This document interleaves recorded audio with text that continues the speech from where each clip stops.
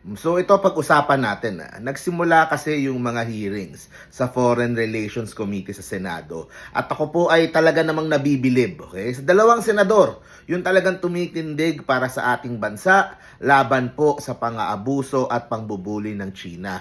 Okay, yan po si Senator Erwin Tulfo, okay? At si Senator Ping Lacson. Si Senator Erwin Tulfo ay nagsalita na kinu-question yung ating pagsuporta sa One China policy. So yan po yung policy ng China na sinasabi na sa kanila yung Taiwan. Kaya wala tayong embassy sa Taiwan, meron lang tayong MECO doon dahil we adhere doon sa principle ng One China policy na pag-aari nila yung island na yon. Nabubuli nila yung mga ibang bansa para mag-agree doon eh. Pero ang punto nga naman itong si Senator Erwin Tulfo, dapat anya pag-isipan ng gobyerno ang polisiyang ito dahil hindi naman daw tayo ginagalang ng China, ngunit nire-respeto ng Pilipinas ang kanilang polisiya. Sabi ni Tulfo, I think it's high time that we think our position if we must continue to observe this One China policy because of the fact na hindi naman po ginagalang tayo while we respect what they want. Okay, dagdag pa niya, what about our rights? Our rights in the West Philippine Sea. They can come in and out and wala tayong say. Di ba? Meron pa sila yung 9-dash line. Inaangkin yung parte na sa atin. Totoo naman yung sinasabi ng iba. Meron din namang mga Vietnamese dyan. Meron namang ibang bansa dyan. Pero napaka-aggressive nitong China eh. Sobrang bastos talaga. At talagang kinakawawa yung ating mga sundalo at yung mga mangingisda natin dyan. Kaya tama naman itong punto ni Senator Erwin. Yung iba kasi tinatakot tayo. Merong mga iba dyan, maaring bayaran ng ibang bansa, mga traidor sa Pilipinas, tinatakot tayo. Sinasabi na, hindi, magigera, parating ganun. Gera with China kaagad kapag hindi lang tayo sumunod. Pero tignan mo yung Indonesia. Diba? Sila mas firm sila against sa China, mas tumindig yung kanilang leader. Sila pa nakakuha ng bullet train. 'Di ba? Na hindi naman nakuha nung panahon ni Tatay Digong, 'di ba? So, sa akin na maganda tignan din yung example ni President Trump. Kasi President Trump ang gulo, hindi mo alam kung baga inuusog niya ng inuusog yung mga demands, minsan hindi na reasonable. Pero ito sa negotiating tactic eh. Yun ang punto dito na Senator Erwin. Mukhang maganda if wag tayong basta-basta bumigay lang. Kasi sobra na yung pang-abuso na ginagawa nila, hindi na tama eh. Yung mga man-made island na lang, di ba? Nagawa-gawa na, nakaamba sila sa atin. Kaya, I think it's high time na pag-usapan. Okay? Hindi naman sinasabing tatanggalin ka agad.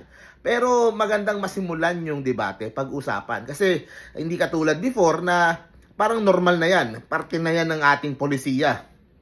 Kung hindi nila tayo kayang respetuhin, hindi din natin masusuportahan yung mga pinaglalaban nila. So, yun yung kay Senator Erwin Tulfo, kaya saludo ko dyan. Talagang sulit na sulit yung boto ko dyan kay Senator Erwin. At isa pa na sulit din ay kay Senator Ping Lacson. Na siya naman ang kanyang binunyag naman kahapon, di ba? Kasi yung sa flood control, nilalabanan niya na yun. O ngayon naman, pati naman sa mga espiya ng China. Nag-warning si Senator Lacson na meron daw mga sleeper agents sa Pilipinas, calls for more pursuit operations. Okay? Meron daw mga sleeper agents, parang spy sila ng China, pero nakatenga lang sila sa Gedli.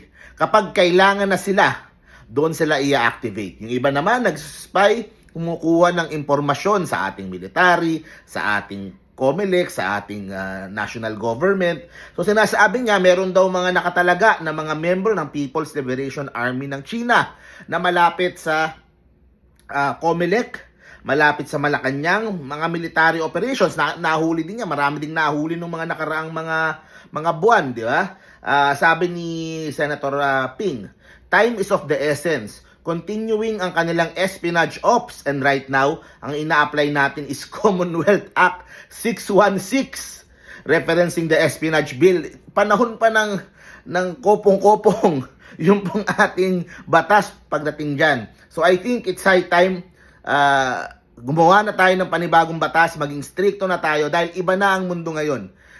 Kung dati malala yung mga espionage, mga spying, lalo ngayon with technology and yung pagiging connected ng mga mundo, ng mga bansa. So, buong support ako dito kay Senator Ping Lacson at kay Senator Erwin Tulfo. Sabi niya, ang mga alleged Chinese spies were already found sa Palawan, Metro Manila, Dumaguete, near Camp Aguinaldo, o near Comelec nga at Malacanang. Pero parang kulang pa yung pagkakaalarma natin eh. Hindi pwede. Dapat maging alerto tayo, bantayan natin ng mabuti at siguraduhin natin na hindi sila makakagawa ng kanilang mga masasamang balak para makakuha ng information. Gumawa na ako ng feature dyan eh. I think last year ko ba nailabas yon? Diba yung nahuli na spy na kumukuha ng information sa military natin regarding sa operation sa West Philippine Sea. So, hindi natatapos yan eh. Tuloy-tuloy yan. Talagang kasama yan sa operasyon nila. So, dapat vigilant tayo parati. Buti nga, inalis ni Pangulong Bongbong Marcos yung Pogo kasi sa Pogo mukhang maraming nagtatago doon ng mga sleeper agents. So nabawasan sila ng mga pwedeng pagtaguan. Pero hindi tayo dapat makampante. This is an ongoing fight. Ito yung new normal sa mundo. Okay? We will be harassed and bullied by China for the foreseeable future. Huwag naman tayong basta-basta push over, di ba? Umano naman tayo ng konti. Lalo na kung ito ay para sa bansa natin, para sa kalayaan at soberanya natin. Nakakahiya naman. Kakatapos lang ng National Heroes Day. Kung tayo ay duduwag-duwag lang, di ba?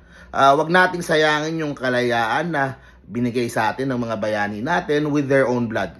Sa akin, pwedeng magkakaaway tayo sa politika, magkakaiba tayo ng gusto, pero dapat pagdating sa Pilipinas, magkakasama tayo. Dahil tayo lang din naman ng Pilipino at tayo dapat yung nagtutulungan para hindi maabuso at masakop at balahura ng mga foreign na mga bullies na ito. So, yun po ang aking report. Sana po ay magtuloy-tuloy itong ginagawa ni Senator Erwin Tulfo at ni Senator Ping Lacson. Alam nyo, ang problema naman dito, not with China as a whole, yung gobyerno nila, yan naman ang may issue talaga tayo. So dapat parating updated tayo sa mga issues dito. So thank you very much po. See you po sa next video po natin. Remember, sa Philippines, the Filipino should always come first. Bye bye guys.